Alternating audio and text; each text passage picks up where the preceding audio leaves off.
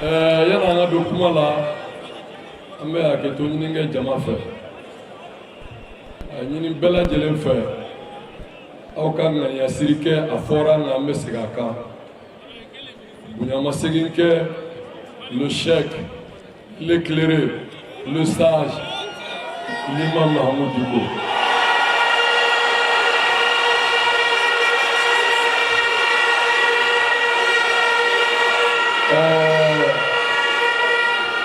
Ni ko n'a cogo tɛ ni imam bɛ kɛnɛ min kan anw kumayɔrɔ tɛ yen da kan anw bɛ kulu min kɔnɔ n'o bɛ M5 RFP la n'o ye coordination des mouvements associations sympathisants de l'éclairé Cheikh l'imam Mahamadou Dicko n'ale bɛ yɔrɔ min anw man ka kuma ka baara n'a kɛcogo don o ma an bɛ hakɛto ɲini kɛ seku fɛ a k'an dɛmɛ ni dugawu ye an bɛna fɛn min fɔ Ala k'an bɛn sɔrɔ o ma. Kuma min fɔra tubabukan na a fɔra ICASA fɛ a fɔ kun ye nanzarakan mɛnnaw ani dɛmɛbaga jugu minnu bɛ IBK la u k'a faamu nka an yɛrɛ dama ni ɲɔgɔn cɛ bamanankan o bɛ faamuyali kɛ. Kuma daminɛna ni min ye démocratie n'o ye an ka jɛ danaya kɔnɔ wajibi tɛ ka mɔgɔ sugandi a ka bila ɲɛ a ta tɛ jamana yɛrɛ k'a ka bila ɲɛ de. Il n'est pas le propriétaire du pays, non.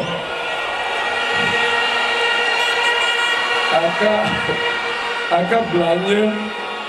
2013, Mamoun Darala, Jamanadoum,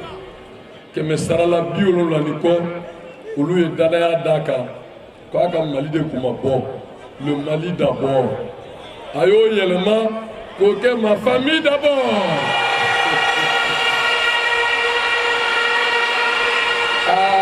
Abada Amada Oma Ako Asibunallah wa ni'mal wakil. Aye ako al-islamu ma koni ko jugu mi me jamana kono konu ma fo ko ala ka tum ne lahara afora ma ya no kale kangelen tigide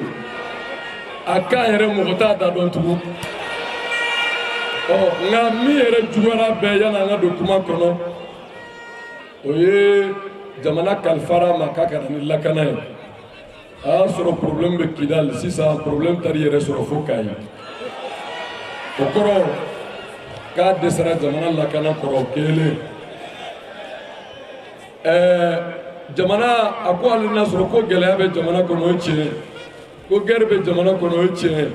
ko lakanabaliya bɛ jamana kɔnɔ o ye tiɲɛ nka a y'a sɔrɔ ko in bɛ Kidal a nana don Mopti Segu Kulukoro San fo kana se Kayi ma nka min ka jugu a bɛɛ a ye jamana nafolo minɛ miliyari 1,200 ko programmation militaire a y'o dun a n'a nɔfɛmɔgɔw a ma da o dɔrɔn ma a fɔra ko an bɛ diɲɛ de kɔnɔ o tuma an ka jamana mago bɛ fɛn fɔlɔ-fɔlɔ bin na ni kuma yɛrɛ sigir'o kan n'o ye k'a fɔ démocratie o bɛ min sabati o ye gouvernance de gouvernance kɔrɔ ye mun ye jamana kɔnɔ jamana nafolo sanu minnu bɛ bɔ yan a ka kɛ sababu ye ka jamanadenw kalan ka baara di jamanadenw ma ka sira jɔ ka sɔrɔdasiw ni polisiw ni gendarmew ni jagokɛlaw dɛmɛ jamana ka yiriwa o y'o dun o ma dan o dɔrɔn ma ko bonne gouvernance ko fɛn o fɛn n'o bɛ jamana kɔnɔ a ka tɛmɛ sariya sira fɛ n'o ye kiiri ye u ye kiiri yɛlɛma k'a kɛ aw yɛrɛ bɛ min dɔn n'o ye ni fɛn b'i bolo i bɛ dɔ sɔrɔ ni fɛn t'i bolo i tora a la a ma dan o dɔrɔn ma a bɛ fɔ min ma ko bonne gouvernance n'o de bɛ kɛ sababu ye ka jamanadenw ka hakɛ sabati ko tuma ko ni élection kɛra jamanadenw mana danaya da maa minnu kan olu ka sigi a y'o namara daminɛ kabini 2018 a ma dan o dɔrɔn ma député sigi yɛlɛmana ka kɛ nomination ye donc nin bɛɛ lajɛlen bɛnnen kɔfɛ kuma min fɔra tubabukan na ko k'a walawala ko pouvoir d'achat kuma fɔbagaw ka caya pouvoir d'achat ye mun ye jamana sɔrɔ o ka kɛ ka jamanadenw kalan kalanko bɛ cogo di bi ko jamana sɔrɔ pouvoir d'achat ko jagokɛlaw ka fɛn sɔrɔ jagokɛla joli bɛ min bɛ se a yɛrɛ kɔrɔ bi ko ka baara di denmisɛnninw ma baara bɛ denmisɛnnin joli bolo bi olu yɛrɛ ye jamana nafolo ta ka taa n'a ye jamana kɔfɛ ko minnu kɛr'o la plagiw la ni batiŋɛw kɔnɔ n bɛ n da de t'o fɔ n'an ko an bɛ IBK ka gɛlɛya fɔ bamanankan na a bɛ caya an bɛ don a fan filanan kumaba la o ye mun ye k'a fɔ ni jamana gɛlɛyara jamana bɛ tɛmɛ sira minnu fɛ jamana yɛrɛ ka sariyaw n'o ye k'a fɔ institution minnu bɛ yen ni gɛlɛya donna jamana kɔnɔ ni jamanadenw b'u jigi da o kan a y'o fana bɛɛ kari a ye cour constitutionnelle halaki ka assemblée ci ka fɛnw sigi fɛn minnu tɛ sariya ye donc mécanisme minnu bɛ jamana yɛrɛ constitution kɔnɔ mɔgɔ fɔlɔ minnu ye jamana constitution sariyaw sɔsɔ o ye IBK ye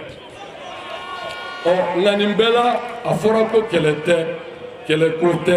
jamana ko don basigi ni lafiya kɔnɔ solution ɲuman bɛ M5 RFP bolo k'o lase fasodenw ma o de ye laɲini ye ni nin bɛɛ kɛra kɛlɛdun t'a la mankan t'a la kumajugu fɔ t'a la k'a ka kɛ ni jamana ka laɲini ye basigi kɔnɔ ni jama in bɛɛ nana basigi kɔnɔ o tuma ni jamanaden bɛɛ ka hakɛ de ye ko IBK ka fanga bila a dɛsɛra a ka yafa ma Ala kama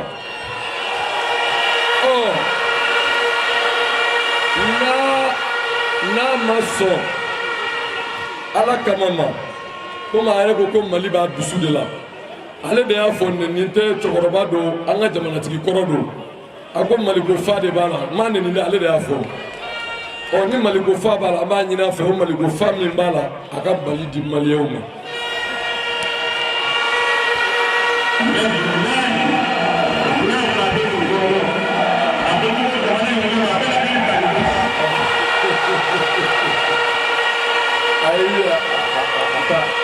a t'a kɔrɔbɔ a yɛrɛ bɛ ka fɛɛrɛ kɛ an bɛ se ka avion ɲini ka d'a ma cogo min a bɛ taa de a b'o labɛn de la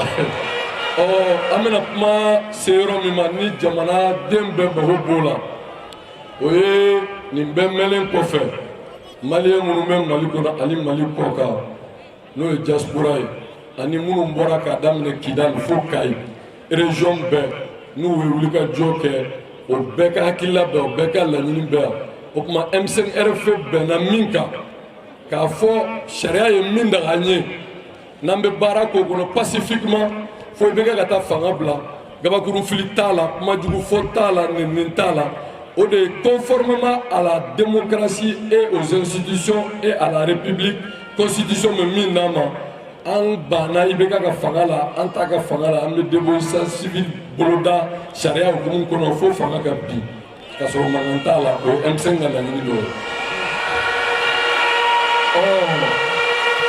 o waleyaliw sira fɛ IBK komi bɛɛ b'a dɔn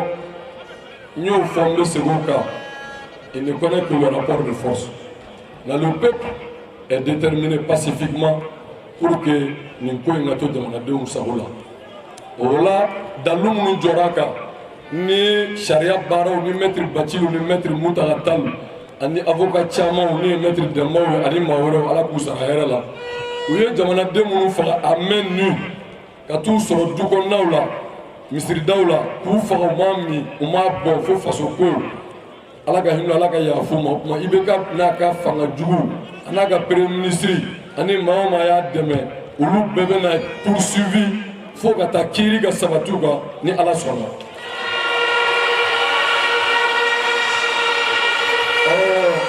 O bɛɛ kɔfɛ kuma caman kumakɛlaw ka ca an bɛna kuma fan laban na o de ye mɔgɔ wɛrɛw bɛna tɔ walawala kalanko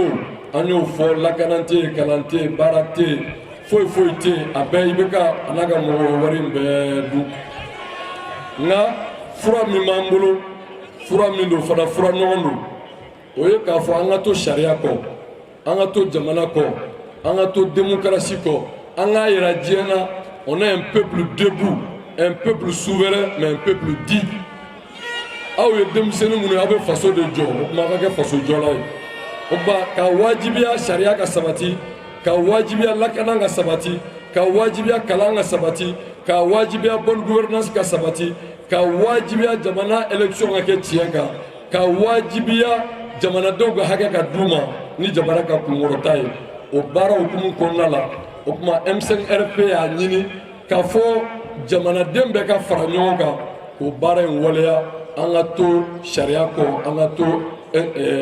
institution bɛ min ɲini an fɛ an ka to an ka seko l'autorité morale kɔ de respecter l'imam Mahamudu Diko l'éclairé ni Ala sɔnna an bɛ laɲini sɔrɔ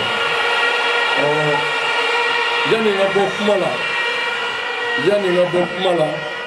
honorable Soumela Cissé a fɔra nin kɛnɛ kan chef de file de l'opposition en réalité c'était le président élu de 98 mais u y'an daraki de mais que cela ne tienne wa tunna i bɛ ka nin fanga jugu in bolo a y'a fɔ 2018 excusez-moi a y'a fɔ ko Soumela tubabukan na ko bientôt k'a bɛna ye bientôt o kɔrɔ tile n'i y'a jateminɛ o tɛ don kalo kɔnɔ o kɔrɔ heure damadɔ n'a cayara tile damadɔ o fɔli ni sisan cɛ Aïssa Soumela ma ye o kuma on exige la libération de l'honorable Soumela Cissé sain et sauf an bɛ kuma kun cɛ ni min ye mɔgɔ wɛrɛ bɛ yan minnu bɛna compléter kumakɛla ka ca o de ye ka Ala deli Ala k'an ka jamana basigi Ala k'an ka jamana lafiya Ala ka samiya ɲuman d'an ma Ala ka i bɛ ka fanga jugu in daga bɔ an la ka sɔrɔ kojugu t'a la vive le Mali vive la République vive la démocratie wassalamu alaikum